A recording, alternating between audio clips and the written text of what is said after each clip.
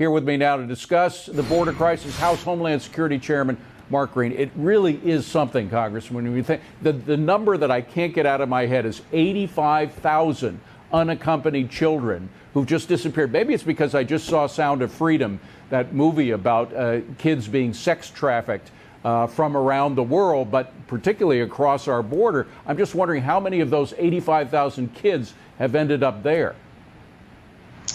Well, one can only imagine. We know the New York Times article that reported that number. You know, they're not known to be a very conservative organization, and they were willing to shine the light on it and show 85,000. They can't contact them. They can't find them. And then they did find one family where a sponsor had like 20 of these children in one home, and they were basically using them for hard labor.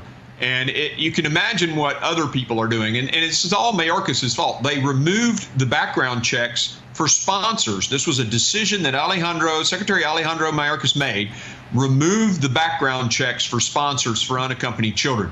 It's unbelievable what could be happening, what's probably happening, all on their hands. And that means we have a growing network of human traffickers in the United States, not just over in the southern border, bringing them across, but while they are here, trafficking them and God knows what.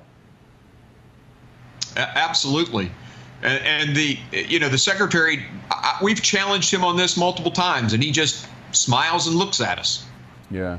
Well, I want to turn to Texas itself, because, as you know, they've been trying to do what the federal government should be doing, that is, taking care of the border. The feds haven't been doing it, so Texas is stepping in with their own money, trying to stop the flow of migrants. Now they're being sued by the Biden administration. How does that end?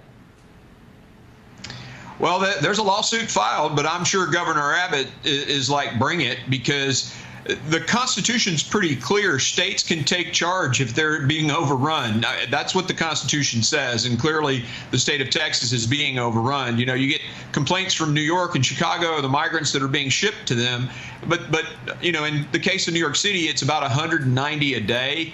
And they're a city of 11 million. El Paso, Texas is like 1,000 a day, right. And they're a city of 195,000. Yeah. It's insane what's happening to Texas.